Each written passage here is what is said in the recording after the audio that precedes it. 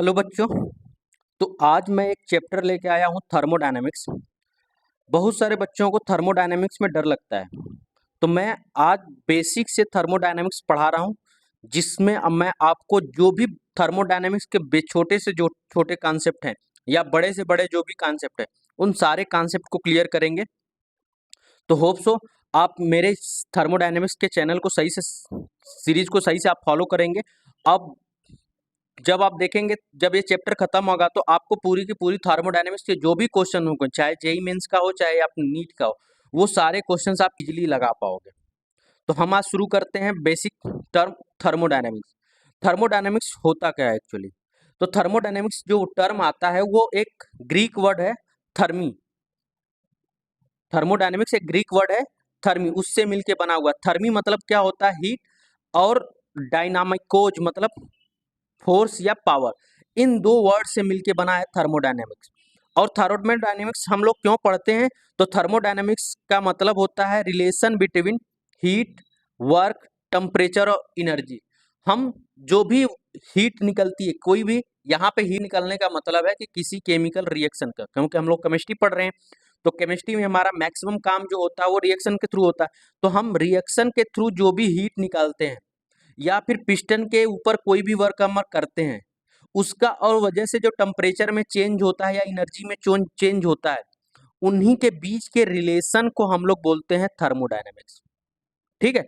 अब इस चैप्टर में हमें इस चैप्टर को पढ़ने के पीछे का पर्पज क्या है, तो अब पर्पज हमें क्लियर होना चाहिए। इस चैप्टर में हमें क्या क्या चीजों के बारे में देखना है। तो पहला जो हमें चीजें देखनी है कि determine the energy change involve chemical reaction process. मतलब कोई भी केमिकल रिएक्शन हमारा हो रहा है तो उसमें जो एनर्जी चेंज होगी या केमिकल रिएक्शन जो चेंज होगा उसमें कितनी एनर्जी चेंज होगी। अगर ये रिएक्शन हो रहा है तो वो रिएक्शन अकर होगा कि नहीं होगा, इन सब के बारे में हम लोग देखेंगे। जैसे कोई रिएक्शन हम लोग करा रहे हैं तो वो रिएक्शन होगा कि नहीं होगा, अगर होगा तो उसमें से कितनी एनर्जी का चेंज आएगा, ये सब कैलकुलेशन हम लोग करेंगे इस किसमें, थर्मोडायनेमिक्स चैप्टर में। What drive a chemical reaction, chemical reaction के लिए क्या चीजें इंपॉर्टेंट होती है, इसके बारे में देखेंगे। What extent to the chemical reaction proceed, chemical reaction proceed होता है तो प्रोसीड होने के लिए क्या क्या चीजें कितना एक्सटेंड कर सकता है, तो इन सब के बारे में हम लोग थर्मोडायनामिक्स में पढ़ेंगे।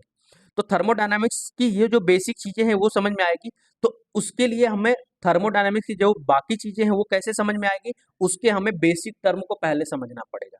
हमें कौन कौन से बेसिक टर्म होते हैं, तो हमें कौन जो बेसिक टर्म पढ़ने हैं उसको आप लोग देखते हैं। तो थर्मोडायनामिक्स में हमें जो जो बेसिक टर्म पढ़ना है उस कौन कौन से बेसिक टर्म है, तो पहला हमें पढ़ना है सिस्टम के बारे में, दूसरा हमें पढ़ना है सराउंडिंग के बारे में, तीसरा हमें पढ़ना है बाउंड्री के बारे में।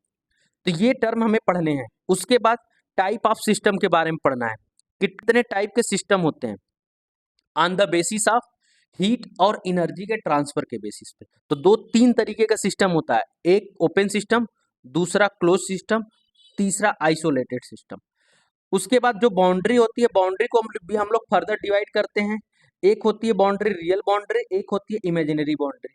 या फिर अगर उसके हम लोग कंडक्टिंग नेचर के बेसिस पे देखेंगे तो एक होती है कंडक्टिंग बाउंड्री, दूसरी होती है नॉन कंडक्टिंग बाउंड्री। तो अब आते हैं सिस्टम क्या होता है। तो system any specify portion of universe under investigation इसका सिस्टम। मतलब कि कोई भी आपका यूनिवर्स का कोई भी छोटा से छोटा या बड़ा से बड़ा पार्ट जिस जहां पे आप इन्वेस्टिगेशन करने वाले, कि जहां पे इन्वेस्टिगेशन करने का मतलब जहां पे आप चीजों को देखने वाले हो, वहां का टेम्परेचर क्या है, प्रेशर क्या है, या फिर वहां पे जो एनर्जी है वो क्या है, तो ये सब जहां पे आप ऑब्जर्वेशन करने वाले हैं कोई भी चीज, तो वो आपका सिस्टम कहलाएगा।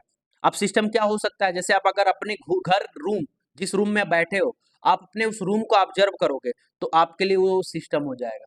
आप उस रूम के अगर किसी टेबल पे बैठ के पढ़ रहे हो तो अगर उस टेबल के ऊपर आप ऑब्जर्वेशन कर रहे हो तो टेबल आपका सिस्टम हो जाएगा। ठीक है। अगर आप रूम में बैठ के किसी बीकर या टेस्ट ट्यूब के अंदर कोई रिएक्शन करा रहे हो तो आपका बीकर या टेस्ट ट्यूब आपका क्या हो जाएगा, सिस्टम हो जाएगा। आप अपने घर के अंदर घर को पूरा ऑब्जर्व कर रहे हो तो आपका घर क्या हो जाएगा, सिस्टम हो जाएगा। मतलब जो छोटी सी पार्ट आप यूनिवर्स के जिस भी छोटे से पोर्शन में आप अपना रिएक्शन या फिर ऑब्जर्वेशन करना चाहते हो, वो छोटा सा पोर्शन आपका क्या कहलाएगा, सिस्टम कहलाएगा। ठीक है।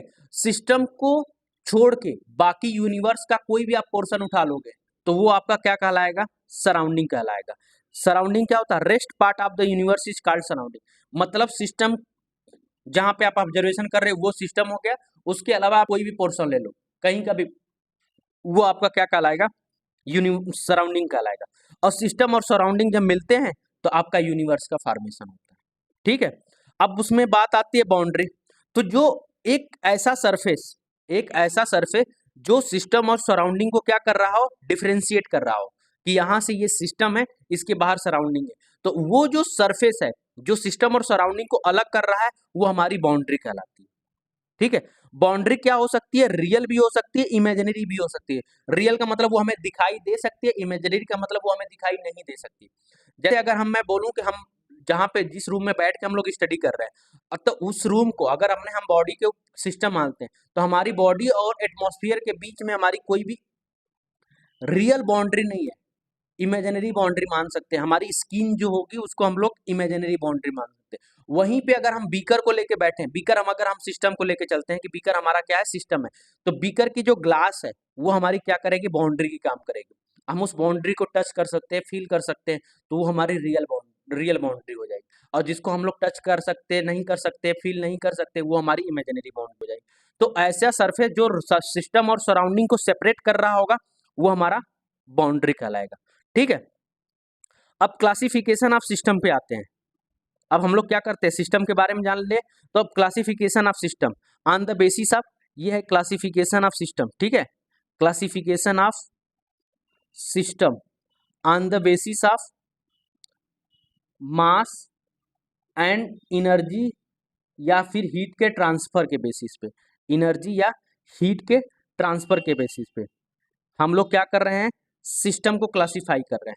तो सिस्टम को 3 पार्ट में क्लासिफाई किया जाता है। किसके बेसिस पे? मास और हीट के ट्रांसफर के बेसिस पे। एक होता है ओपन सिस्टम, एक होता है क्लोज सिस्टम, एक होता है आइसोलेटेड सिस्टम। ओपन सिस्टम क्या होता है? तो ऐसा सिस्टम जिसमें मास और हीट या एनर्जी दोनों का एक्सचेंज हो रहा हो सिस्टम और सराउंडिंग के बीच में, तो उस सिस्टम को हम लोग बोलते हैं ओपन सिस्टम। मतलब कोई ऐसा सिस्टम जहां से मास भी ट्रांसफर हो रहा है और एनर्जी भी ट्रांसफर हो रहा है, दोनों चीजें जब ट्रांसफर हो रही होती हैं तो सिस्टम और सराउंडिंग के बीच में, तो उसको हम लोग बोलते हैं ओपन सिस्टम। क्लोज सिस्टम क्या होता है? जिसमें मास का ट्रांसफर नहीं होगा, सिर्फ एनर्जी का ट्रांसफर होगा। जैसे कोई कंडक्टिंग बॉडी है हमारे पास, या फिर हमने क्या लिया, कोई कुकर, मान लो आपने कुकर लिया। कुकर आपने देखा होगा, कुकर ऊपर से सारे तरफ से बंद होता है, उसकी हमने सीटी भी लगा दी। अब उसके अंदर हम लोग क्या कर रहे हैं? कोई भी चीज गर्म कर रहे हैं, पानी को लेके गर्म कर रहे हैं, तो उसमें अब क्या होगा? मैटर का ट्रांसफर नहीं होगा। जब तक सीटी उठेगी नहीं तब तक मैटर का कोई ट्रांसफर नहीं होगा। हाँ, हीट का ट्रांसफर हो जाएगा, क्योंकि अगर हमने उसके अंदर गर्म पानी रखा हुआ है, थोड़ी देर बाद पानी क्या हो जाएगा? ठंडा हो जाएगा। क्यों? कि सारा का सारा हीट क्या हो रहा है? सराउंडिंग में चला गया। अब वहीं पे ओपन सिस्टम की बात कर रहे हैं, जैसे हम लोग कढ़ाई में खाना बनाते हैं, कढ़ाई अगर ऊपर से ओपन है, ठीक है, तो उसमें हम अगर खाना बना रहे हैं तो उसमें जो हीट और मैटर का ट्रांसफर हो रहा है उसको हम लोग ओपन सिस्टम बोलेंगे। आइसोलेटेड सिस्टम का मतलब जिसके अंदर मास और एनर्जी का कोई भी ट्रांसफर नहीं होता। ऐसा सिस्टम जहां से मास और एनर्जी का ट्रांसफर ही नहीं हो रहा है, मतलब ये हमारा ऊपर से क्लोज है, और हम लोग उस जो सिस्टम हमारा उसके बाहर एक कोटिंग कर देते हैं, जिससे क्या होगा? ना तो एनर्जी का ट्रांसफर होगा और न तो मास का। जैसे आपका थर्मस फ्लास्क हो गया, थर्मस के अंदर अगर हम लोग ठंडा पानी रखते हैं तो वो लंबे समय तक थोड़ा ठंडा होता है। ऐसा यूनिवर्स अभी, मतलब नेचर में अभी ऐसा कोई 100% आइसोलेटेड सिस्टम नहीं बना है। लेकिन अगर हम लोग थर्मस को देख के चलें तो थर्मस को हम मान सकते हैं कि वो आइसोलेटेड सिस्टम है, क्योंकि उसके अंदर अगर हम लोग ठंडा पानी रखते हैं तो वो पानी क्या होता है? लंबे समय तक हमारा क्या होता है? ठंडा रहता है। अगर उसमें हम गर्म पानी रखते हैं, ठंडियों में हम उसमें गर्म पानी रखते हैं, तो उसके अंदर गर्म पानी लंबे समय तक गर्म रहता है। तो उस तरह का सिस्टम जिसमें मास और एनर्जी का ट्रांसफर नहीं होता है, तो उसको हम लोग आइसोलेटेड सिस्टम बोलेंगे। क्लोज सिस्टम क्या होगा? जिसमें से एनर्जी और मास दोनों का ट्रांसफर होता रहेगा, उसको हम लोग जिसके अंदर सिर्फ और सिर्फ एनर्जी का ट्रांसफर होगा, मास का ट्रांसफर नहीं होगा, उसको क्लोज सिस्टम बोलेंगे। जिसके अंदर एनर्जी और मास दोनों का ट्रांसफर हो जाएगा, उसको हम लोग ओपन सिस्टम बोलेंगे। जैसे कि अगर मैं बात करूं, एक एग्जांपल ले लेता हूं, ये हमारा बीकर है, ठीक है। बीकर बीकर हमारा जनरली ऐसे ओपन होता है, आप लोगों ने देखा होगा क्लासरूम में, केमिस्ट्री लैब में एक बीकर होता है इस तरह से।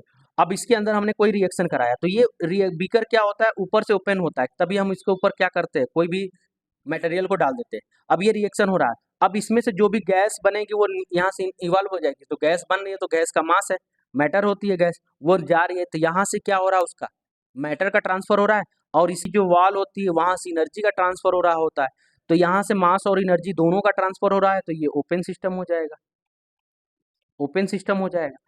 अगर यही चीज सिस्टम है हमारा, इसको हमने क्या किया, ऊपर से ढक दिया, सिर्फ साइड से अब एनर्जी का ट्रांसफर हो रहा है, तो ये हमारा क्लोज सिस्टम हो जाएगा। यही रिएक्शन चल रहा है, हमने इसको क्या किया, रिएक्शन को डाल के हमने इसको बंद कर दिया, बंद कर दिया, तो ये कैसा हो जाएगा, क्लोज सिस्टम हो जाएगा। अब हमने क्या किया, यही सिस्टम है, ऊपर से बंद भी कर दिया है, इसके बाहर से एक ऐसा कोटिंग कर दिए जिससे हीट भी ट्रांसफर नहीं हो, वैक्यूम क्रिएट कर दिया ऐसा, इसके बीच में एयर लगा दिए, एयर ट्रैप कर दिए, जिससे क्या हो, एनर्जी का डायरेक्ट सिस्टम के साथ क्या हो, एक्सचेंज ना हो। तो इस तरह का जो सिस्टम होता है उसको हम लोग आइसोलेटेड सिस्टम बोलते हैं। तो होप सो आपको आइसोलेटेड, ओपन और क्लोज सिस्टम समझ में आया होगा। तो इस पे बेस हम एक छोटा सा क्वेश्चन कर लेते हैं। अब देखिए, a well stoppered thermos glass flask contain some ice cube, some ice cube रखा हुआ है, किसी थर्मस के अंदर हमने कुछ आइस क्यूब रखा हुआ है, तो ये किस टाइप का एग्जाम्पल होगा, तो थर्मस है तो आइसोलेटेड एग्जाम्पल हो जाएगा, क्योंकि थर्मस के अंदर ना तो मैटर का ट्रांसफर करा सकते हैं ना तो हीट का ट्रांसफर करा सकते हैं, तो ये क्या हो जाएगा, आइसोलेटेड एग्जाम्पल। तो इस तरह से आपको क्वेश्चन पूछा जाता है। दूसरा, जैसे वार्मिंग अमोनिया है, ठीक है, warming ammonia chloride with sodium hydroxide in a test tube is an example of, तो टेस्ट ट्यूब कैसा एग्जाम्पल होता है, तो टेस्ट ट्यूब आपका ओपन सिस्टम का एग्जाम्पल होता है, ठीक है। अब एक रिएक्शन जो मैं बता रहा हूँ, ये आप रिएक्शन याद रख लेंगे तो ज्यादा अच्छा होगा।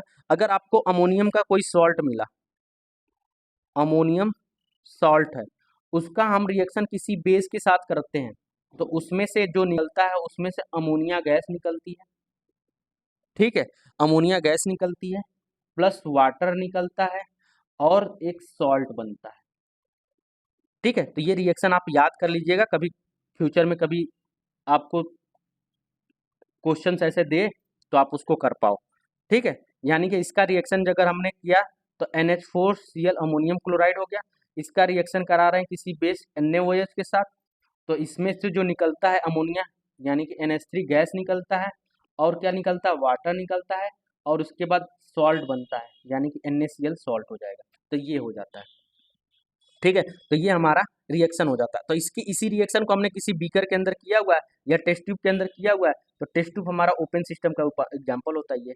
तो यहाँ से मैटर का ट्रांसफर हो जाएगा, यहाँ से एनर्जी का ट्रांसफर हो जाएगा। तो इस तरह का हम लोग क्या बोलते हैं, इस तरह की जो बॉडी होती है, अगर ये कंडक्टिंग होती है तो इसको कंडक्टिंग बाउंड्री बोल देंगे, नॉन कंडक्टिंग होगी तो नॉन कंडक्टिंग बाउंड्री बोल देंगे। तो यहाँ से एनर्जी का ट्रांसफर हो जाता है, यहाँ से मैटर का, तो ये ओपन सिस्टम का एग्जाम्पल हो जाएगा। तो होप सो ये को आपको सिस्टम और सराउंडिंग के बारे में कॉन्सेप्ट क्लियर हो गया होगा। अब हम लोग बातें हैं कुछ प्रॉपर्टी के ऊपर। एक प्रॉपर्टी होती है एक्सटेंसिव प्रॉपर्टी होती है, एक इंटेंसिव प्रॉपर्टी होती है। ये सब कुछ हम लोग थर्मोडायनेमिक्स के बेसिक टर्म के बारे में जान रहे हैं। अभी आज का जो चैप्टर होगा वो थर्मोडायनेमिक्स के बेसिक टर्म के ऊपर ही होगा। नेक्स्ट चैप्टर में हम लोग, नेक्स्ट लेक्चर जो आएगा उसमें हम लोग और भी डिटेल में पढ़ेंगे। अभी हम लोग बेसिक प्रॉपर्टी के बारे में पढ़ रहे हैं। एक्सटेंसिव प्रॉपर्टी क्या होती है, इंटेंसिव प्रॉपर्टी क्या होती है। दो तरह की प्रॉपर्टी होती है, एक एक्सटेंसिव एक इंटेंसिव। तो एक्सटेंसिव प्रॉपर्टी हम लोग उस प्रॉपर्टी को बोलते हैं जिस जो कि अमाउंट के ऊपर डिपेंड करता है। अगर हम अमाउंट बढ़ रहे हैं तो वो वैल्यू बढ़ेगी, अमाउंट कम कर रहे हैं तो वो वैल्यू घट सकती है, या आप अमाउंट कम कर रहे हैं तो वो वैल्यू बढ़ सकती है, अमाउंट बढ़ा रहे हैं तो वो वैल्यू घट सकती है। तो ऐसी प्रॉपर्टी जो अमाउंट के ऊपर डिपेंड करती है उसको हम लोग बोलते हैं एक्सटेंसिव प्रॉपर्टी। जैसे क्या डिफिनीशन है, property of the system which depend upon the quantity of the matter, मतलब जो क्वांटिटी के ऊपर डिपेंड करती है वो एक्सटेंसिव प्रॉपर्टी कहलाती है। जैसे मास हो गया, वॉल्यूम हो गया, हीट हो गया, हीट कैपेसिटी हो गया, हीट नहीं हीट कैपेसिटी हो गया, ठीक है। उसके बाद इंथैल्पी हो गया, लेंथ हो गया, मोल हो गया, ऑल टाइप का एनर्जी जो भी है वो सब के सब किसके एग्जाम्पल होंगे, एक्सटेंसिव प्रॉपर्टी। आपको एक्सटेंसिव प्रॉपर्टी दिमाग में कैसे रखना है, जो डिपेंड अपॉन द मास, जो मास के ऊपर डिपेंड करे। यानी कि आपको एक और हिंट दे रहे हैं कि अगर हम लोग जो भी क्वांटिटी है अगर हम उसको 2 या 3 पार्ट में डिवाइड कर रहे हैं, 2 या 3 पार्ट में डिवाइड करने से अगर उसकी वैल्यू चेंज हो जाती है, वैल्यू चेंज हो जाती है, ठीक है, तो वो आपकी एक्सटेंसिव प्रॉपर्टी कहलाती है। अब आती है इंटेंसिव प्रॉपर्टी। तो इंटेंसिव प्रॉपर्टी क्या होती है? Property of the system which depend only on the nature of matter, जो कि नेचर ऑफ मैटर के ऊपर डिपेंड करता है। ठीक है, किसके ऊपर? नेचर ऑफ मैटर के ऊपर डिपेंड करता है, उसको हम लोग बोलते हैं इंटेंसिव प्रॉपर्टी। वो क्वांटिटी के ऊपर डिपेंड नहीं करेगा कि हम कितनी क्वांटिटी में ले रहे हैं, अगर हम इस थोड़ा सा ले रहे हैं या ज़्यादा ले रहे हैं, उसके ऊपर डिपेंड नहीं करेगा कि आप कितने अमाउंट में ले रहे हैं, थोड़ा सा ले रहे हो, ज़्यादा ले रहे हो। तो जो वैल्यू यहाँ पे होगी उसकी वहाँ ये वही वैल्यू यहाँ पे भी होगी, वही वैल्यू यहाँ पे भी होगी। तो तीनों जगह सेम वैल्यू जब होती है तो उसको हम लोग बोलते हैं इंटेंसिव प्रॉपर्टी। ठीक है, तो मैटर जो कि क्वांटिटी के ऊपर डिपेंड नहीं करता वो क्या कहलाती है? इंटेंसिव प्रॉपर्टी कहलाती है। जैसे कुछ एग्जांपल्स दे रहे हैं, कैसे? प्रेशर हो गया, चाहे इस एरिया पे जितना प्रेशर लग रहा हो, चाहे इस एरिया पे जो प्रेशर लग रहा हो, यहाँ पे जो प्रेशर लग रहा है, सब जगह प्रेशर क्या होता है? सेम होता है, क्योंकि प्रेशर का यूनिट क्या होता है? Force per unit area. ठीक है, पर यूनिट एरिया। तो ये भी फोर्स भी हमारी कैसी प्रॉपर्टी? एक्सटेंसिव। ये भी हमारी एक्सटेंसिव प्रॉपर्टी है, तो ये हमारी क्या हो जाती है? इंटेंसिव प्रॉपर्टी हो जाती है। दूसरा, यहाँ पे भी जो सब जगह, उसके बाद टेम्परेचर, यहाँ का जो टेम्परेचर होगा वही टेम्परेचर यहाँ पे भी होगा, वही टेम्परेचर यहाँ पे होगा। टेम्परेचर बढ़ाएंगे तब ना वैल्यू बढ़ेगी। टेम्परेचर अगर हमने सेम रखा हुआ है सब जगह, मास बढ़ा रहे हैं सिर्फ, तो मास बढ़ाने से टेम्परेचर थोड़ा नहीं चेंज होगा। अगर मैं बात करूँ कि हमने छोटा सा कोई वाटर लिया, उसका जो टेम्परेचर होगा, चाहे हम 2 लीटर वाटर ले, क्या टेम्परेचर चेंज हो जाएगा? नहीं चेंज होगा। उसी तरह से specific heat capacity, specific heat capacity क्या होता है? इसको हम लोग आगे देखेंगे, तो उसकी भी वैल्यू चेंज नहीं होगी। PH of the solution, pH के बारे में जानते हैं, तो अगर हम 1 ml वाटर ले, चाहे 2 ml वाटर ले, चाहे 50 ml वाटर ले, उसका पीएच हमेशा सेम रहेगा। तो ये जो है, जो कि अमाउंट के ऊपर डिपेंड नहीं करती है, वो क्या कहलाती है? इंटेंसिव प्रॉपर्टी कहलाती है। इसको याद करने का तरीका है कि does not depend on the mass of the system. अब हम कुछ इंपॉर्टेंट पॉइंट्स दे रहे हैं जो कि आपको दिमाग में रखना है, जिससे कि आप एक्सटेंसिव और इंटेंसिव प्रॉपर्टी को इजीली आइडेंटिफाई कर सकते हैं। तो जो हमारा पहला नोट पॉइंट है, आप क्या याद रखना है कि अगर हमारे पास कोई मैटर है, ठीक है, जो भी जिसका भी पूछ रहा है कि वो प्रॉपर्टी एक्सटेंसिव होगी या इंटेंसिव होगी, तो आप क्या करना, उस मैटर को 2 या 3 पार्ट में डिवाइड करना। अगर उसकी वैल्यू चेंज हो गई, अगर वैल्यू क्या हो रही है? चेंज हो गई, तो वो आपकी एक्सटेंसिव प्रॉपर्टी कहलाएगी। वैल्यू नॉट चेंज, अगर वैल्यू नॉट चेंज, चेंज नहीं हो रही है, नॉट चेंज, तो वो आपकी इंटेंसिव प्रॉपर्टी हो जाएगी। इस तरह से आप याद कर लेना कि अगर वैल्यू को क्या करो, 2 या 3 पार्ट में डिवाइड करने से अगर उसकी वैल्यू चेंज हो रही होगी तो एक्सटेंसिव, चेंज नहीं होगी तो इंटेंसिव। जैसे मैं बोलूँ कि इसके अंदर 5 मोल गैस लिया हुआ है हमने, अब हमने इसको 3 पार्ट में डिवाइड किया, तो कुछ मोल यहाँ पे हो जाएगा, कुछ मोल यहाँ पे हो जाएगा गैस का, कुछ मोल यहाँ पे, तो गैस अलग अलग अमाउंट में डिवाइड हो जाएगी, और गैस अगर अलग अलग अमाउंट में डिवाइड हो जाएगी तो वैल्यू चेंज होती जाएगी, तो ये एक्सटेंसिव प्रॉपर्टी हो जाएगी। वहीं हम पीएच की बात करते हैं, पीएच ऑफ सोल्यूशन, तो चाहे अगर ये पूरे सोल्यूशन का पीएच अगर 7 ml है, और 7 है, पीएच वैल्यू कितनी है? 7 है, तो अगर हम चाहे यहाँ से ml उठाएं, चाहे यहाँ से उठाएं, चाहे यहाँ से उठाएं, कहीं से भी उठाएंगे, पीएच हमारा क्या रहेगा? 7 ही रहेगा। तो ये इंटेंसिव प्रॉपर्टी होती है। तो इस तरह से आप चेक कर सकते हो। दूसरा जो पॉइंट आपको दिमाग में रखना वाला है, वो क्या रखने वाला है कि अगर दो एक्सटेंसिव का रेशियो, एक्सटेंसिव अपान में एक्सटेंसिव, दो एक्सटेंसिव रेशियो हमेशा इंटेंसिव आता है। ध्यान रखना किस चीज का? दो एक्सटेंसिव। जैसे भी मैंने प्रेशर का एग्जांपल दिया था, प्रेशर क्या है? फोर्स अपान में एरिया, फोर्स अपान में एरिया, तो फोर्स भी हमारा एक्सटेंसिव, एरिया भी हमारा एक्सटेंसिव, तो ये कैसी प्रॉपर्टी हो जाती है? इंटेंसिव प्रॉपर्टी हो जाती है। उसी तरह से डेंसिटी की बात करते हैं। डेंसिटी, डेंसिटी हमारी कैसी होती है? डेंसिटी का क्या फार्मूला होता है? मास अपान में वॉल्यूम। तो मास भी हमारी कैसी प्रॉपर्टी है? एक्सटेंसिव। वॉल्यूम भी हमारी कैसी प्रॉपर्टी है? एक्सटेंसिव।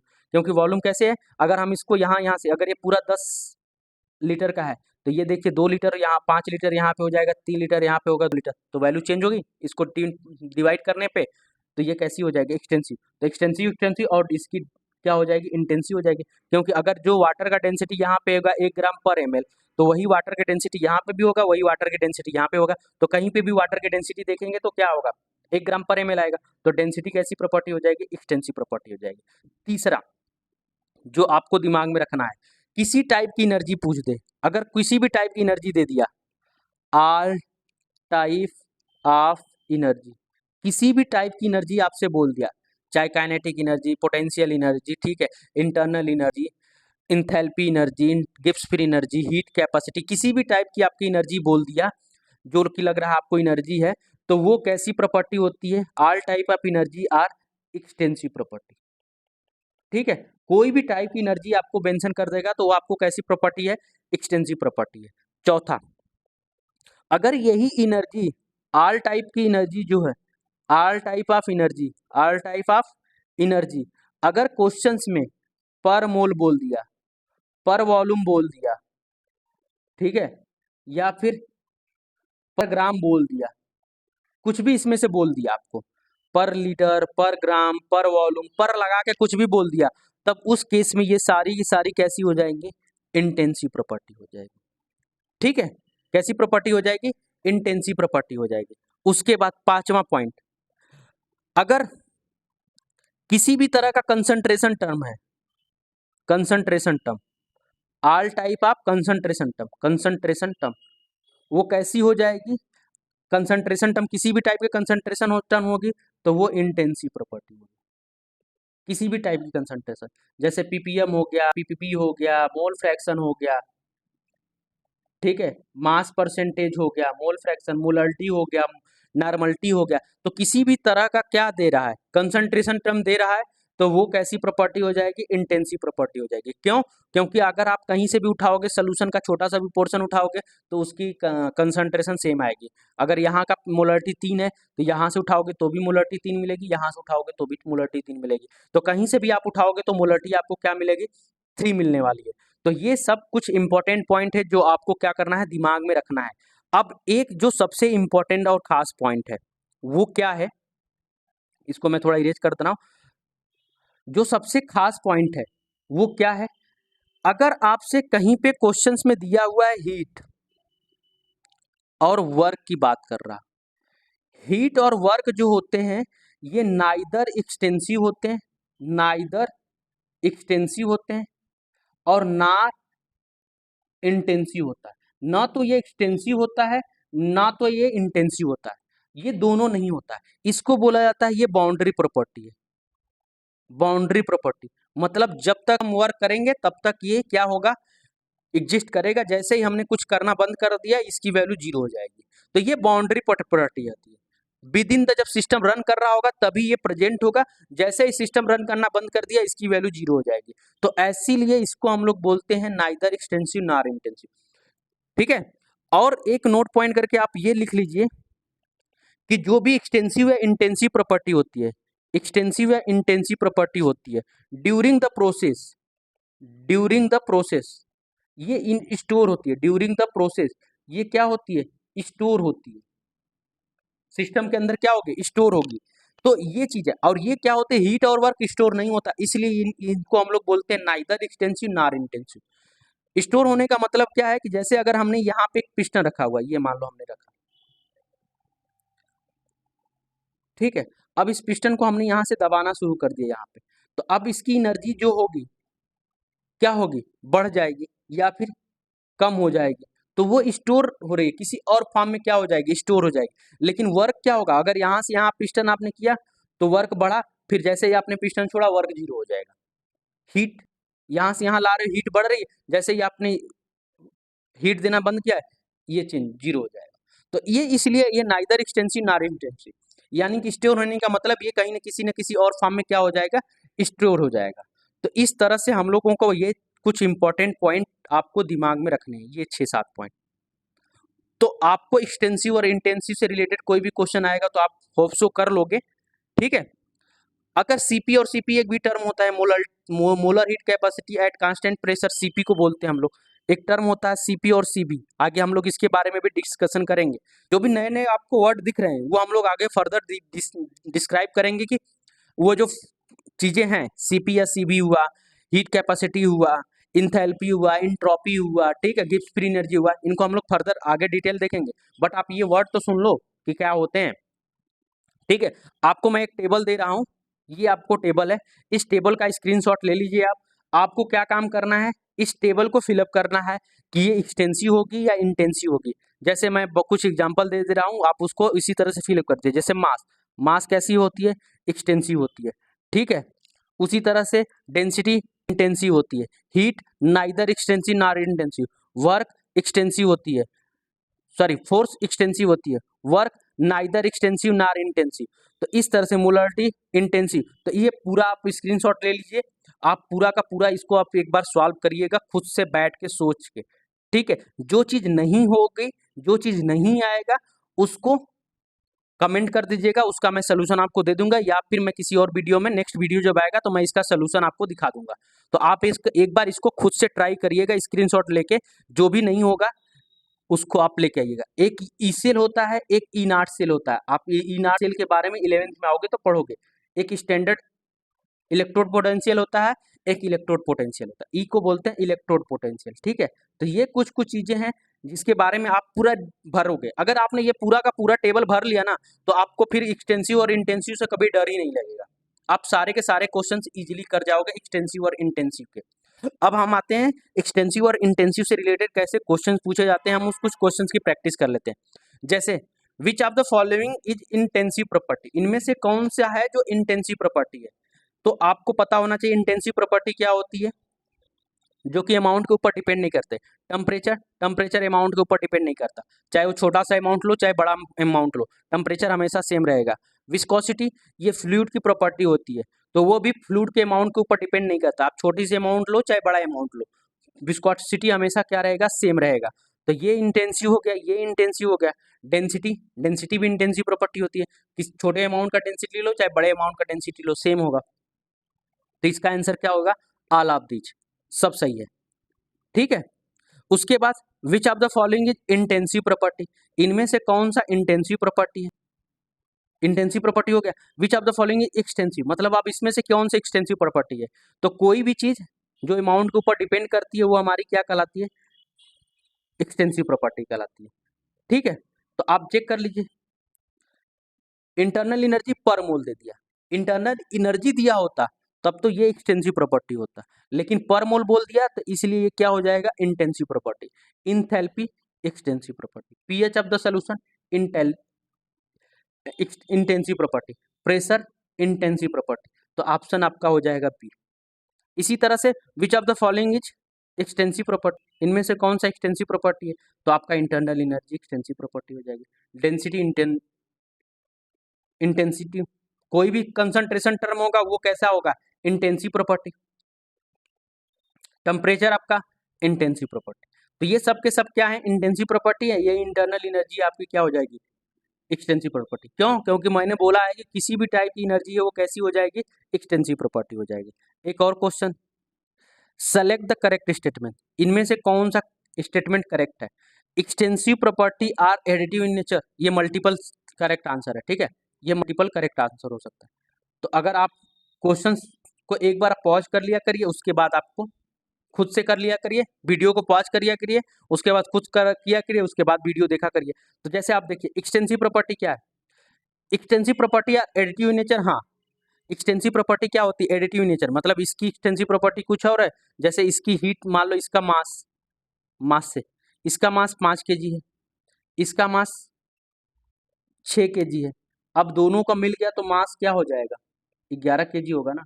यानी कि इन दोनों को ऐड कर रहे हैं तो वैल्यू क्या आ रही है, बढ़ रही है। तो ये क्या हो गया, एडिटिव नेचर का हो गया। यानी कि अगर ये 10 वॉल्यूम होता या 10 लीटर होता, ये 15 लीटर होता, तो दोनों मिलके कितना हो जाते हैं, 20 लीटर हो जाते हैं। अब वही इंटेंसिव प्रॉपर्टी या additive nature, intensive property additive nature का नहीं होता। अगर हम इस सोल्यूशन की डेंसिटी क्या मानते हैं, इस सोल्यूशन की डेंसिटी अगर हम लोग 2 ग्राम पर ml लेते हैं, तो इसकी डेंसिटी हमने 3 ग्राम पर ml ले लिया, तो क्या ये 5 ग्राम पर ml हो जाएगा, नहीं, इन्हीं दोनों के किसी न किसी बीच में आएगा, ठीक है। तो ये रॉन्ग है, ये आपका सही है। रेशियो ऑफ एक्सटेंसिव प्रॉपर्टी यार इंटेंसिव, हाँ ये सही है, अभी हम लोगों ने चेक किया कि 2 एक्सटेंसिव का रेशियो हमेशा इंटेंसिव होता है, ये सही है। यानी कि ऑल ऑफ दिस तो नहीं होगा, यानी कि क्या होगा, फर्स्ट और थर्ड, ये आपका करेक्ट आंसर हो जाएगा। तो इस तरह से आपके क्वेश्चंस पूछे जाते हैं जेईई और नीट में। अब तो बहुत कम पूछे जाते हैं, बट इस तरह के क्वेश्चन आपसे पूछे जा सकते हैं बेसिक टर्म से रिलेटेड। अब हम लोग नेक्स्ट टॉपिक पे आते हैं। जो नेक्स्ट टॉपिक है वो क्या है, प्रोसेस। प्रोसेस का मतलब क्या होता है, it is an operation by which a system go change from one state to other state. मतलब हम कोई, हमारे पास एक कोई सिस्टम है, ये हमने पिस्टन ले लिया, सिस्टम हमेशा यही ले लेते हैं क्योंकि हमें इसी तरह का सिस्टम देखने को मिलेगा। तो ये हमारे पास एक सिस्टम है, ठीक है। इस सिस्टम को हमने एक जगह से दूसरे जगह तक लेके जाना है, यहाँ से हमने इसको यहाँ पे लेके जाना है, ठीक है। अब हम इसको चेंज कर रहे हैं एक जगह से, ये फर्स्ट स्टेट हो गया, ये हमारा सेकेंड स्टेप हो गया, मतलब हमें फर्स्ट से सेकेंड पे लेके आना है। तो अगर हम फर्स्ट से सेकेंड पे लेके आ रहे हैं तो इसी चीज को हम लोग बोलते हैं प्रोसेस। अब हम टाइप ऑफ प्रोसेस मतलब किस तरह से प्रोसेस कर रहे हैं, ये जो प्रोसेस कर रहे हैं वो किस तरह से कर रहे हैं, तो हम लोग प्रोसेस जो है जनरली 5 तरीके से देखेंगे। एक को बोलते हैं आइसोथर्मल प्रोसेस, दूसरा होता है आइसोबोरिक प्रोसेस, तीसरा होता है आइसोकोरिक प्रोसेस, चौथा है एडियाबैटिक, पांचवा है साइक्लिक प्रोसेस। तो हम ये छोटे छोटे प्रोसेस के बारे में हम लोग जानेंगे। पहला, आइसोथर्मल प्रोसेस क्या होता है। आइसोथर्मल प्रोसेस क्या होता है, तो अ process in which temperature remain constant through out it course is called isothermal process. मतलब हम यहाँ से यहाँ तक सिस्टम को लेके आ रहे हैं, फर्स्ट से सेकेंड की तरफ लेके आ रहे हैं, और फर्स्ट से सेकेंड जब लेके आ रहे हैं, जब हम प्रोसेस कर रहे हैं, तो इस दौरान इसका टेम्परेचर बढ़ नहीं रहा है, टेम्परेचर क्या है, कांस्टेंट है। टेम्परेचर क्या है, कांस्टेंट है। तो इस चीज को हम लोग बोलेंगे आइसोथर्मल प्रोसेस, यानी कि इसमें टेम्परेचर क्या हो गया, कांस्टेंट हो गया। यानी कि इस चीज को हम लिखना चाहेंगे तो डेल्टा टी की वैल्यू क्या हो गई, 0।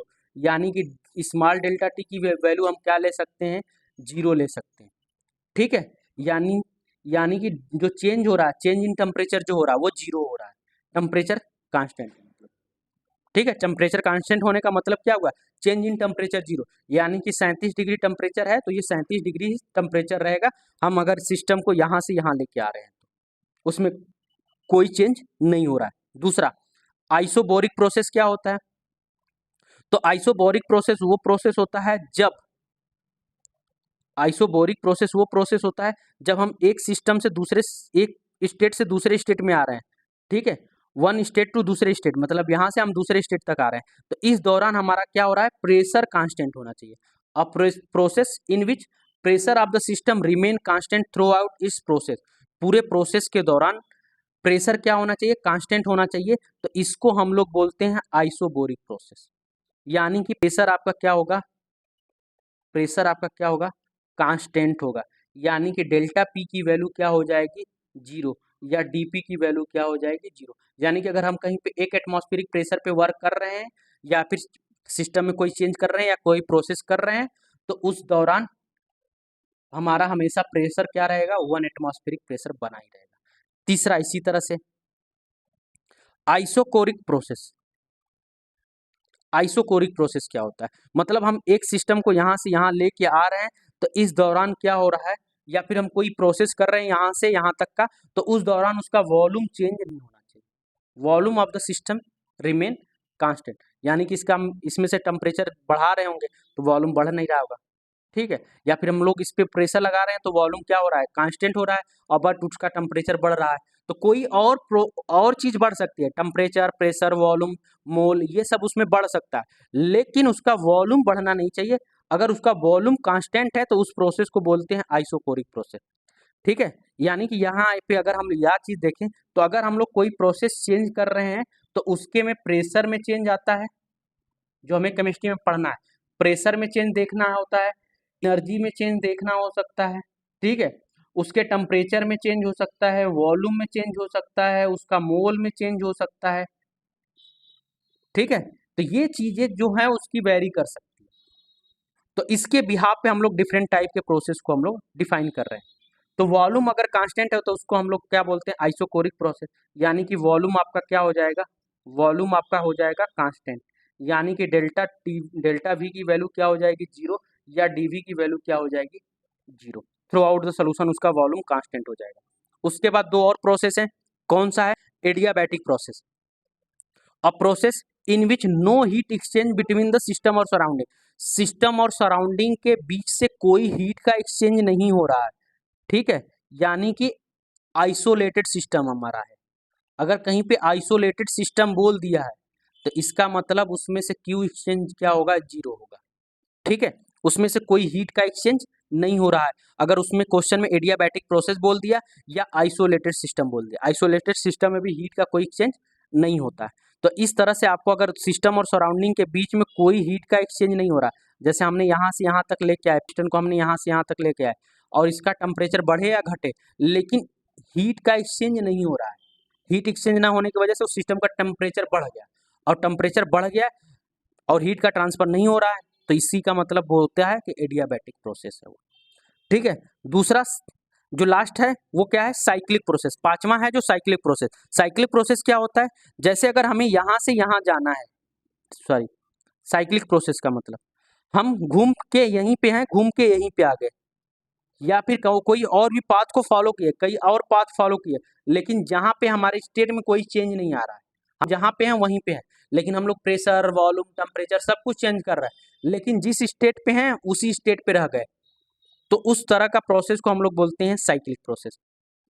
या आप लोग फिजिक्स में भी पढ़े होगा, साइक्लिक मतलब घूम के वहीं आ जाना, यानी कि नो चेंज इन स्टेट, यानी कि आपका इनिशियल पोजीशन और फाइनल पोजीशन, इनिशियल पोजीशन और फाइनल पोजीशन आपका क्या हो गया, सेम है, कोई स्टेट में चेंज नहीं है। तो इस तरह के प्रोसेस को हम लोग साइक्लिक प्रोसेस बोलते हैं। अभी हम लोग आगे आएंगे तो साइक्लिक प्रोसेस में जो होता है, अभी स्टेट फंक्शन के बारे में हम लोग पढ़ेंगे और पाथ फंक्शन के बारे में पढ़ेंगे। दो तरह का फंक्शन होता है, उसके बारे में भी हम लोग फर्दर देखेंगे। तो उसमें जब हम लोग आएंगे ना तो वहां पे देखेंगे कि अगर कोई साइक्लिक प्रोसेस है तो उसमें जो भी स्टेट फंक्शन वाले काम होंगे उनकी वैल्यू हमेशा 0 हो जाएगी। आगे हम लोग देखेंगे इस चीज के बारे में। अब नेक्स्ट जो हमने पढ़ना है वो क्या पढ़ना है, मोड ऑफ प्रोसेस। मतलब हम लोग जो काम कर रहे हैं वो किस तरह से कर रहे हैं, जो हम लोग प्रोसेस कर रहे थे यहाँ पे, यहाँ से यहाँ जो प्रोसेस कर रहे हैं वो किस तरह से प्रोसेस कर रहे हैं, तो उसी को बोला जाता है मोड ऑफ प्रोसेस, काम करने का तरीका, किस तरह से हम काम कर रहे हैं। तो there are two type of mode, हमें दो तरह के मोड के बारे में पढ़ना है। एक मोड है जो इरिवर्सिबल रिवर्सिबल प्रोसेस है, दूसरा इरिवर्सिबल प्रोसेस है। रिवर्सिबल प्रोसेस का मतलब क्या हुआ कि हमें अगर हमारा जो पिस्टन है यहाँ से हमको यहाँ पे लेके आना है, यहाँ से हमको क्या करना है, ये हमने इस पे वर्क लगाना शुरू किया, इस पे हमने प्रेशर लगाना शुरू किया, और इस प्रेशर के साथ हमें क्या करना है, इसको, ये हमारा इनिशियल पोजीशन है और ये हमारा फाइनल पोजीशन है, यानी कि हमको यहाँ से यहाँ पे लेके आना है। अब जब यहाँ से यहाँ तक लेके आ रहे हैं तो हम इस समय क्या होगा, गैस भी कुछ ना कुछ अपना प्रेशर लगा रहे होगी, इसके अंदर जो भी गैस मौजूद होगी वो भी कुछ ना कुछ प्रेशर लगा है। तो जो हम प्रेशर लगा रहे हैं ये प्रेशर हम वेरिएबल लगा रहे हैं। वेरिएबल मतलब कि थोड़ा सा लगाए फिर ये प्रेशर बहुत धीरे धीरे, मतलब इतना धीरे धीरे आ रहा है कि आपको इसका चेंज दिखाई ही नहीं दे रहा कि ये अपनी पोजीशन को चेंज किया। तो इस तरह का प्रोसेस, जो जैसे मान लो एक तरह से बोल सकते हो, ये यहाँ गया फिर वापस यहाँ, फिर यहाँ आया फिर वापस आया, यहाँ गया फिर वापस यहाँ, फिर गया फिर वापस, मतलब इसके इनिशियल और फाइनल पोजीशन के बीच में मल्टीपल स्टेप है, एक ही बार में नहीं, वो आपको दिखाई नहीं देगा, बहुत धीरे धीरे। जैसे आप हम लोग बोल सकते हैं कि रस्टिंग ऑफ आयरन, आयरन में रस्ट लगता है, ये हमें सबको पता है, लेकिन वो इतना धीरे धीरे होता है, इतना धीरे धीरे होता है कि हमें वो 1-2 दिन में 3 दिन में दिखाई नहीं देता कि उसके अंदर रस्ट हो रहा है, हमें लंबे समय के बाद दिखाई देता। तो सेम इसी तरह से इसका प्रोसेस जो होगा वो इतना धीरे धीरे होगा, इतना धीरे धीरे होगा कि हमें दिखाई नहीं देगा, लेकिन उसके अंदर प्रोसेस हो रहा होगा। तो इस तरह के प्रोसेस को हम लोग बोलते हैं रिवर्सिबल प्रोसेस। और एक होता है इरिवर्सिबल प्रोसेस, मतलब वो किसी एक ही डायरेक्शन में, अगर यहाँ से यहाँ आ रहा है तो वो नीचे की तरफ आएगा, धीरे धीरे धीरे धीरे नीचे की तरफ आ रहा है विदाउट किसी स्टॉपेज के, यानी कि वो ऊपर नहीं जाएगा, वो एक ही डायरेक्शन में फ्लो कर रहा है। लेकिन रिवर्सिबल में क्या होगा, ऊपर भी आ रहा है नीचे भी आ रहा है, ऊपर भी आ रहा है नीचे भी आ रहा है, ऊपर भी, हाँ भले नीचे आने का रेट थोड़ा सा ज्यादा होगा एट कंपेयर टू ऊपर जाने के रेट से, लेकिन वो ऊपर भी जा रहा होगा नीचे भी जा रहा होगा। इस तरह का जो होता है चेंज को हम लोग बोलते हैं रिवर्सिबल। और अगर सिर्फ एक ही डायरेक्शन में ये चेंज हो रहा है, सिर्फ यहाँ पे फोर्स लगाए और ये धीरे धीरे, जैसे मान लो यहाँ पे एक केजी का स्टोन रख दिए, अब 1 केजी का स्टोन रखे तो ये धीरे धीरे इसको दबाना शुरू किया, दबाना शुरू किया, और ये जब तक दबाएगा जब तक इसका जो प्रेशर है और ये जो अंदर गैस के जो प्रेशर है दोनों जब तक बराबर नहीं हो जाएंगे तब तक वो ऊपर दबाता रहेगा। वहीं पे ये जो है, ठीक है, अब वेरिएबल में क्या होगा, ये जैसे ही आएगा थोड़ा सा नीचे करेगा तब तक प्रेशर लगा देगा, ऊपर चला जाएगा, फिर ये नीचे दबाने की कोशिश कर, फिर थोड़ा सा प्रेशर लगा दे। तो यानी कि इन दोनों के बीच में जो होगा प्रेशर इंटरनल और प्रेशर बाहर वाला जो लग रहा है एक्सटर्नल, इन दोनों के बीच में बहुत ज्यादा प्रेशर का चेंज नहीं होगा। तो आप इसको पढ़ लेते हैं इस चीज को। अ process in which the driving force, मतलब जो ड्राइविंग फोर्स है infinitely greater than the opposing force called reversible process. जो अपोज कर रहा है इस प्रोसेस को, यहाँ पे जो गैस है ये अपोज कर रही है, इससे बहुत ही थोड़ा सा ज्यादा, इनफाइनाइटली स्मॉल है, ठीक है, ज्यादा है बस, इनफाइनाइटली स्मॉल ग्रेटर देन, बहुत ज्यादा ग्रेटर देन है, थोड़ा सा ज्यादा है। उसके बाद it is a theoretical process है हाइपोथेटिकल, मतलब ये जो प्रोसेस है वो थ्योरेटिकल प्रोसेस है, रियल में ऐसा होता नहीं है, ठीक है। तीसरा system always appear in equilibrium, मतलब ये जो सिस्टम है वो हमेशा हमें किस में दिखेगा, इक्विलिब्रियम में दिख रहा होगा। क्यों? क्योंकि तो कोई चेंज आपको दिखाई ही नहीं दे रहा है। जब कोई चेंज दिखाई नहीं दे रहा है तो इसका मतलब क्या, वो आपस में इक्विलिब्रियम पे है। उसके बाद चौथा, process completed in infinite smell, infinite time, मतलब इनफाइनाइट टाइम में ये प्रोसेस कंप्लीट होगा। यहाँ से यहाँ आने का जो प्रोसेस है ये बहुत लंबे समय लेगा, तुरंत नहीं होगा, सडन नहीं होगा। इसीलिए जैसे रस्टिंग ऑफ आयरन हम 1-2 दिन में 4 दिन में तुरंत जज नहीं कर सकते, उसमें 2-4 साल 5 साल का समय लगता है। तो उसी तरह से इसमें जो चेंज होगा वो बहुत ज़्यादा टाइम ले सकता है। Process complete in infinite step, मतलब वो जो प्रोसेस है वो एक स्टेप नहीं होगा, यहाँ से यहाँ सीधे एक स्टेप में नहीं आ जाएगा। यहाँ से यहाँ आना है तो वो कई सारे मल्टीपल स्टेप लेगा, इतना छोटे छोटे स्टेप लेगा कि हमें दिखाई नहीं दे रहा। और P external is always variable, मतलब ये जो पी एक्सटर्नल है ये हमेशा वेरी कर रहा होगा। अभी यहाँ पे थोड़ा सा ज़्यादा लगा, फिर ऊपर चला गया तो बराबर हो गया, फिर थोड़ा सा नीचे आया ज़्यादा लगा, फिर तो ये वेरी कर रहा होगा हमेशा। तो इसीलिए पी एक्सटर्नल जो है वो बराबर हो जाएगा लगभग में पी गैस के, मतलब जो पिस्टन के अंदर जो गैस भरी होगी इसके, इस गैस के हमेशा बराबर होगा। तो ये छोटे छोटे जो पॉइंट्स है ये आपके थ्योरेटिकल पॉइंट्स है, ये आपको एग्जाम्स में पूछा जा सकता है। तो ये पॉइंट आपको दिमाग में रखने हैं। अब वहीं पे इरिवर्सिबल प्रोसेस के बारे में आप देख लो, a process in which direction can not be altered, मतलब उसमें डायरेक्शन कभी अल्टर नहीं होगा, अल्टर मतलब चेंज नहीं होगा, by small change in variable like pressure temperature etc। इसका मतलब टेम्परेचर प्रेशर वॉल्यूम ये सब चेंज कर रहे हैं तो उसके स्टेट में कोई चेंज नहीं होगा, उसका डायरेक्शन हमेशा जो भी डायरेक्शन वो फॉलो कर रहा है उसी डायरेक्शन में वो धीरे धीरे धीरे बढ़ता रहेगा। It is a real process exist in the real life, ये प्रोसेस रियल होता है, ये हमें हमेशा देखते हैं। ठीक है, system always move in the one direction, system हमेशा वन डायरेक्शन में होगा, ये सिस्टम इन बाई डायरेक्शन में, यानी कि बाई डायरेक्शनल होता है। ये process completed in infinite step, मतलब process step in finite step time, मतलब ये कोई किसी फिक्स टाइम में ये खत्म हो जाएगा, 2 मिनट 4 मिनट 10 मिनट के बाद ही खत्म हो जाएगा। Process complete in finite step, मतलब ये कुछ स्टेप में खत्म हो जाएगा, 1 स्टेप 2 स्टेप 3 स्टेप में खत्म हो जाएगा। पी एक्सटर्नल ऑलवेज कांस्टेंट, मतलब इसमें जो वेरिएबल लगा रहे हैं हम लोग पिस्टन वाला ऊपर वाला, ये वेरी नहीं करेगा। जो हमने ऊपर ये पिस्टन हमारा है इसके ऊपर जो हमने फोर्स लगाया है इस पिस्टन के ऊपर, ये हमेशा कांस्टेंट रहेगा, वेरी नहीं करेगा। ये एक ही समान स्पीड से के साथ इस पे नीचे लगेगा, जब ये गैस के बराबर आ जाएगा तो दोनों रुक जाएंगे। तो पी एक्सटर्नल हमेशा क्या हो सकता है, ग्रेटर देन गैस से हो सकता है या लेस देन गैस के साथ हो सकता है। अगर ये क्या हो रहा है, P external less than gas है तो ये हमेशा क्या होगा, एक्सपेंड करेगा, एक्सपेंशन करेगा, क्योंकि गैस ऊपर की तरफ इसको ले जाएगी ढकेल के। और पी एक्सटर्नल ज़्यादा है पी गैस कम है तो कंप्रेशन होगा। ठीक है, तो ये कहीं ना कहीं एक ही डायरेक्शन में होगा, दोनों डायरेक्शन में नहीं जाएगा। अब इस पे बेस एक क्वेश्चन देख लेते हैं कैसे पूछा जा सकता है। तो in a thermodynamics a process is called reversible, कोई हमारे पास एक थर्मोडायनेमिक्स प्रोसेस हो रहा है जो कि कैसा प्रोसेस है, रिवर्सिबल प्रोसेस है। तो इसमें से कौन सा सही होगा, ठीक है, कौन सा सही होगा, तो आपको बताना है इसमें से कौन सा सही है। Surrounding and system change into each other, जब कोई रिवर्सिबल प्रोसेस होता था सराउंडिंग और सिस्टम चेंज होते रहते ईच अदर से, नहीं। ठीक है, सिस्टम और सराउंडिंग के बीच में कोई चेंज नहीं होता। There is no boundary between the system and surrounding, system और सराउंडिंग के बीच में बाउंड्री हो भी सकता है नहीं भी हो सकता, ये जरूरी नहीं कि बाउंड्री नहीं होगा। हमने पिस्टन लगाया है तो पिस्टन रहेगा, ठीक है, सिस्टम और सराउंडिंग के बीच में। तीसरा, the surrounding are always in equilibrium, हाँ ये सही है कि सिस्टम और सराउंडिंग के बीच में इक्विलिब्रियम बना रहेगा रिवर्सिबल प्रोसेस में। The system change into the surrounding spontaneously, नहीं, स्पॉन्टेनियसली नहीं होता। ठीक है, तो आपका कौन सा ऑप्शन सही हो जाएगा, सी वाला। अब नेक्स्ट टॉपिक पे आते हैं। अब हम लोग फंक्शन के बारे में जानते हैं। फंक्शन क्या होते हैं, मतलब हम लोग टेम्परेचर, हमारे जो बेसिक फंक्शन है वो कौन कौन से फंक्शन होते हैं। तो हमारे बेसिक फंक्शन है टेम्परेचर, प्रेशर, हीट, ठीक है, वॉल्यूम, यही सब हमारे मोल, यही सब हमारे फंक्शन है। इनके चेंज करने की वजह से अगर हम ये जो चेंज कर रहे हैं, तो अगर हम ये चेंज कर रहे हैं तो ये एक स्टेट से दूसरे स्टेट तक जाएंगे कोई चेंज होने की वजह से।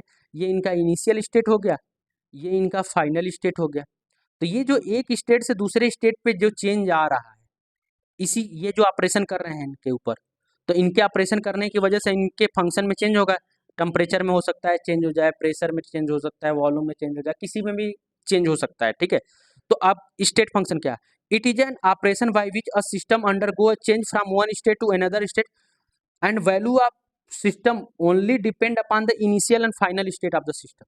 मतलब जो हम लोग चेंज कर रहे हैं, अगर ये सिर्फ इनिशियल और फाइनल, जैसे हमने टेम्परेचर को चेंज किया, तो ये जो टेम्परेचर चेंज हो रहा है उसका इनिशियल और फाइनल स्टेप पे के ऊपर सिर्फ चेंज डिपेंड कर रहा है कि अगर हमने यहाँ से यहाँ टेम्परेचर चेंज किया या फिर कोई भी फंक्शन चेंज किया तो वो सिर्फ और सिर्फ इसके इनिशियल और फाइनल स्टेट पे चेंज कर रहा है, तो वो क्या लाएगा, स्टेट फंक्शन।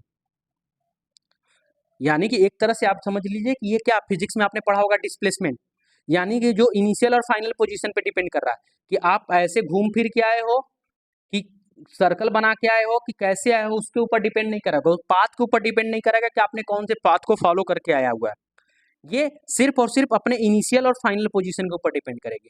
मतलब ये अगर इनिशियल पोजीशन ये है और उसका फाइनल पोजीशन ये है तो ये इसके और इसके ऊपर डिपेंड करेगा और उसके और कहीं पे डिपेंड नहीं करेगा कि ये आपने इस पाथ से गए हैं कि आप इस पाथ से जा रहे हैं, कि कौन से पाथ को फॉलो कर रहे हैं, आप इस पाथ को फॉलो कर रहे हैं आप, कि इस वाले पाथ को डायरेक्ट यहाँ से यहाँ चले गए हैं या फिर आप यहाँ से यहाँ चले गए।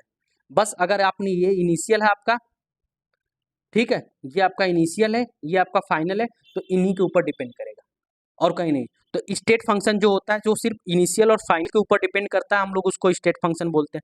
पाथ फंक्शन क्या होता है, तो ऐसा कोई ऑपरेशन हम लोग कर रहे हैं जिसमें पाथ जो चेंज हो रहा है, एक स्टेट से दूसरे स्टेट पर जो चेंज कर रहे हैं वो उसके पाथ के ऊपर डिपेंड कर रहा है, उसके पाथ के ऊपर भी डिपेंड कर रहा है, उस पाथ के प्रोसेस के ऊपर भी डिपेंड कर रहा है, तो उसको हम लोग बोलते हैं पाथ फंक्शन। जो मतलब पाथ के ऊपर, जैसे मैं हम लोग डिस्टेंस और डिस्प्लेसमेंट की बात करते हैं, तो यहाँ से यहाँ जो डिस्टेंस होगा वो अलग हो जाएगा, यहाँ से यहाँ डिस्टेंस जो होगा इस तरह से जाएंगे तो अलग हो जाएगा, यहाँ से डिस्टेंस कुछ अलग हो जाएगा, ठीक है। तो डिस्टेंस क्या हो रहा है, चेंज हो जा रहा है अगर हमने पाथ चेंज किया तो उसी तरह से ऐसा फंक्शन जो कि पाथ के ऊपर डिपेंड कर रहा है कि अगर हम यहाँ से यहाँ जा रहे हैं तो इसकी वैल्यू v1 हो जाएगी, इसकी वैल्यू v2 हो जाएगी, इसकी वैल्यू v3 हो जाएगी, तो ये v1 v2 v3 आपस में चेंज सेम नहीं होंगे, ठीक है। मैं एक और एग्जांपल के थ्रू समझाने की कोशिश कर रहा हूँ यहाँ पे। जैसे कि अगर हमने लिया कोई हमारे पास एक पाथ फंक्शन है, एक स्टेट फंक्शन है, ठीक है। मान लो यहाँ से यहाँ जा रहे हैं, ये हमारा इनिशियल हो गया, ये हमारा फाइनल हो गया। हमने यहाँ से यहाँ गया तो हमारा वॉल्यूम चेंज हुआ, यहाँ पे v1 है, यहाँ पे v2 हो गया। अब यहाँ से इस तरह से जाएं, चाहे आप इस तरह से जाओ, चाहे आप ऐसे घूम के जाओ, इस तरह से जाओ, तो हमने बोला कि ये पाथ 1 हो गया, डेल्टा v1 हो गया, इस तरह से ये डेल्टा v2 हो गया और ये वाला जो है डेल्टा v3 हो गया, ठीक है। और ये v1 हो गया, ये वाला जो पाथ है आपका ये वाला, ये डेल्टा v4 हो गया। तो आप किसी भी पाथ से जाओगे तो डेल्टा v1 बराबर हो जाएगा डेल्टा v2 बराबर हो जाएगा डेल्टा v3 बराबर हो जाएगा डेल्टा v4। मतलब आपके पाथ के ऊपर डिपेंड नहीं करेगा, तो दो सब में चेंज क्या आएगा, सेम आएगा। क्यों, क्योंकि इसका इनिशियल और फाइनल पोजीशन फिक्स है, तो जो चेंज आएगा डेल्टा v का वो v1 v final minus v initial ही आएगा। तो इस तरह का जो फंक्शन होता है उसको हम लोग बोलते हैं स्टेट फंक्शन, जो कि सिर्फ उसके इनिशियल के ऊपर डिपेंड कर रहा है। लेकिन पाथ फंक्शन जो होगा वो जो डेल्टा v1 होगा वो बराबर नहीं होगा डेल्टा v2 के, बराबर नहीं होगा डेल्टा v3 के, बराबर नहीं होगा डेल्टा v4 के। मतलब ये वैल्यू आपस में कुछ ना कुछ डिफर करेंगी, अब कितना से डिफर कर रही है ये मैटर नहीं करेगा। मतलब हमें यहाँ से यहाँ तक जाना है, लेकिन कोई फंक्शन है जो कोई वेरिएबल है जो इसके क्या कर रहा है, पाथ के ऊपर डिपेंड कर रहेगा, तो वो कहलाएगा पाथ फंक्शन। और जो पाथ के ऊपर डिपेंड नहीं करेगा, सिर्फ इनिशियल और फाइनल पोजीशन के ऊपर डिपेंड करता है, तो उसको हम लोग बोलते हैं स्टेट फंक्शन। तो दो तरीके का फंक्शन होता है, एक स्टेट फंक्शन होता है, एक पाथ फंक्शन होता है। तो अब हमें कभी क्वेश्चन पूछेगा कि कौन सा स्टेट फंक्शन होता है, कौन सा पाथ फंक्शन होता है, तो आपको मैं बता दूं कि जो भी आप एनर्जी पढ़ते हैं वो सारे के सारे स्टेट फंक्शन होते हैं, वॉल्यूम भी स्टेट फंक्शन होता है, सब कुछ आपका स्टेट फंक्शन होता है। सिर्फ जो आपके पाथ फंक्शन होते हैं वो 3 पाथ फंक्शन होते हैं, एक हीट होता है, एक वर्क होता है और एक हीट कैपेसिटी होता है। ये सिर्फ 3 पाथ फंक्शन है, उसके बाद तुम्हारा सारा का सारा क्या हो जाएगा, स्टेट फंक्शन हो जाएगा। जैसे हमने ये टेबल जो दिया था, अगर इसी टेबल को आप फिर से फिलअप करिएगा, इस बार क्या करना है आपको, ये टेबल फिलअप करते समय बताना है कि स्टेट फंक्शन है या फिर पाथ फंक्शन है। तो आपको मैं बताऊं, ये जो हीट है, ये जो वर्क है, जो पहले नाइदर एक्सटेंसिव नार इंटेंसिव था, ये जो हीट है, ये जो वर्क है, और यहीं कहीं हीट कैपेसिटी होगा, ठीक है, हीट कैपेसिटी, ये जो तीन फंक्शन है, ये जो तीन फंक्शन है यही आपके पाथ फंक्शन है, मतलब ये पाथ फंक्शन है। उसके अलावा आपसे कोई और भी फंक्शन के बारे में पूछेगा तो स्टेट फंक्शन हो जाए। Gibbs free energy state function, mole state function, volume percentage, mass percentage, pressure, temperature, length, boiling point, freezing point, ये सब के सब क्या होंगे आपके पाथ फंक्शन स्टेट फंक्शन होंगे। बाकी सब के सब क्या हो जाएंगे स्टेट फंक्शन हो जाएंगे। सिर्फ ये तीन हैं जो कि आपके क्या हैं पाथ फंक्शन है। इसके अलावा आप कोई भी क्वांटिटी उठाओगे वो सब के सब क्या हो जाएंगे स्टेट फंक्शन हो जाएंगे। तो इस पे क्वेश्चंस कैसे पूछा जाता है वो मैं दिखा देता हूं। अब देखिए कैसे क्वेश्चन पूछे जाते हैं। Which one is not a state function, इनमें से कौन सा है जो स्टेट फंक्शन नहीं है। तो आपको मैंने बताया हीट जो होता है पाथ फंक्शन होता है। पाथ फंक्शन कौन कौन से होते हैं, हीट, वर्क और हीट कैपेसिटी, ये जो तीन हैं आपके यही जो है पाथ फंक्शन है। इसके अलावा आपके सब के सब स्टेट फंक्शन हो जाएगा। तो दूसरा which one of the state function, ये यही हो जाएगा, ये आपका पाथ फंक्शन, ये पाथ फंक्शन, ये पाथ फंक्शन है। तो इस तरह से आप पहचान जाना। Which of the following is false, इसमें से कौन सा है फॉल्स होगा। Work is a state function, नहीं पाथ फंक्शन है, यही स्टेटमेंट गलत है, यही आंसर हो जाएगा। Temperature is a state function, हाँ ये सही है। Change in state is completely defined when the initial and final state are specified, हाँ चेंज हम कब डिफाइन करेंगे जब हमारा इनिशियल और फाइनल स्टेट हमारा स्पेसिफाई होगा तभी तो। ये और ये हमारा दो पॉइंट जब तक डिफाइन नहीं होगा तब तक हम कैसे बताएंगे कि चेंज कितना का हुआ। तो इसलिए ये स्टेटमेंट सही है। Work appear at the boundary of the system, हाँ ये बाउंड्री प्रॉपर्टी होती है, ठीक है। इसको हम लोग क्या बोलते हैं, बाउंड्री प्रॉपर्टी बोलते हैं, क्योंकि ये बाउंड्री के समय अपीयर होती है और फिर डिसअपीयर हो जाती है। तो इस तरह से आपसे क्या कर सकता है, क्वेश्चंस पूछे जाते हैं। इस तरह के आपसे क्वेश्चंस क्या करेंगे, पूछे जाते हैं। तो होप सो ये जो मैंने आज टॉपिक पढ़ाया ये सब basic topics, basic term thermodynamics के, ये आपको समझ में आए होंगे। अभी मैं नेक्स्ट जो आएगा उसके बाद हम लोग उसके एनर्जी जो है, वर्क कैसे निकालते हैं, हीट कैसे निकालते हैं, वर्क जो हमारा फर्स्ट लॉ थर्मोडायनेमिक्स होता है, जीरो लॉ थर्मोडायनेमिक्स होता है, इन सब के ऊपर हम लोग अब नेक्स्ट टॉपिक जो हमारा नेक्स्ट वीडियो आएगा इन्हीं सब के ऊपर आएगा। तो होप सो ये आपको बेसिक टर्म समझ में आया होगा। बेसिक टर्म वाले आप वीडियो जरूर देख लीजिएगा, क्योंकि ये छोटे छोटे टर्म आपको क्वेश्चंस में डायरेक्टली यूज करने को मिलेगा। आगे हम लोग यही जो बेसिक प्रोसेस है, ओपन सिस्टम है, क्लोज सिस्टम है, इन सब के ऊपर हम लोग डायरेक्टली क्वेश्चन देखेंगे, इन सब का डायरेक्टली यूज हम लोग देखेंगे। अब वहाँ पे डिफाइन नहीं करने जाएंगे कि ये स्टेट फंक्शन क्या होता है, वर्क फंक्शन, पाथ फंक्शन क्या होता है, साइक्लिक प्रोसेस क्या है, इन सब के बारे में हम लोग डायरेक्ट वहाँ पे यूज करेंगे। तो होप सो आपको ये चीज़ें समझ में आई होगी। ऐसे ही और टॉपिक के लिए हमारे चैनल पे बने रहिएगा। धन्यवाद।